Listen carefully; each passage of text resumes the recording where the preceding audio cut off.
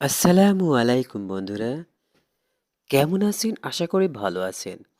আজকে আমরা জানব শয়তান কিভাবে মানুষকে ধোঁকা দেয়।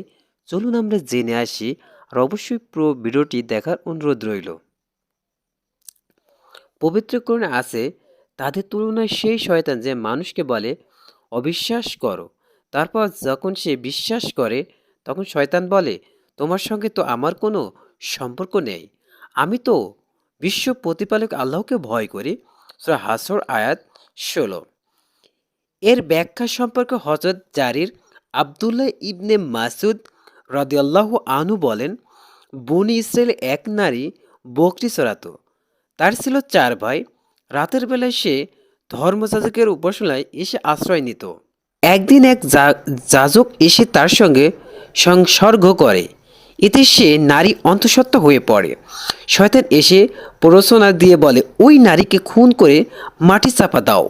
লোকে তা তোমাকে বিশ্বাস করে, তারা তোমার কথা শুনবে। শয়তানের প্ররোচনায় সেই নারীকে খুন করে এবং মাটি চাপা দিলে এবার শয়তান স্বপ্নে নারীর ভাইদের কাছে উপস্থিত হয়।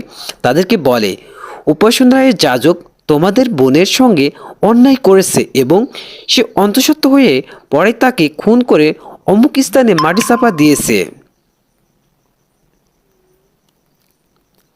সকাল হলে ভাইদের একজন বলল, আল্লাহর কসম, গত রাতে আমি এক আশ্চর্যজনক স্বপ্ন দেখি, সেটি তোমাদের বলবো কি বলবো না তা স্থির করতে পারছে না। অন্য ভাই বলল, তুমি বরং ওই স্বপ্নের কথা আমাদের বলো। সে তা বর্ণনা করলো। আরেক ভাই বলল, আমিও স্বপ্নে তাই দেখেছি। তৃতীয়জন তাই বলল, আমিও স্বপ্নে তাই দেখেছি।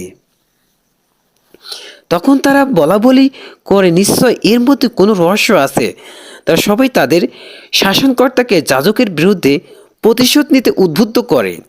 তারপর সবাই যাজকের কাছে যায়, তাকে উপাসনালয় থেকে নামিয়ে আনে। এ সময় শয়তান যাজকের কাছে উপস্থিত হয়ে বলে, আমি তোমাকে এই বিপদে ফেলেছি, আমি ছাড়া কেউ তোমাকে এখান থেকে উদ্ধার করতে পারবে না। সুতরাং তুমি আমাকে একটি সিজদা করো, আমি তোমাকে যে বিপদ ফেলেছি তা থেকে উদ্ধার করব। তারপর যাজক তাকে সিজদা করলো।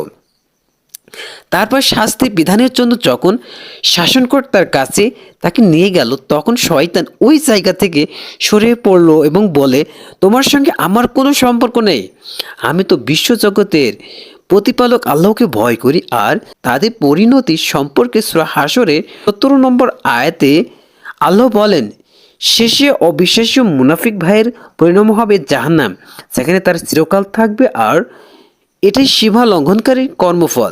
আসসালামু আলাইকুম বন্ধুরা, ভিডিওটি ভালো লাগলে অবশ্যই শেয়ার করে আমাদের সাথে থাকবেন।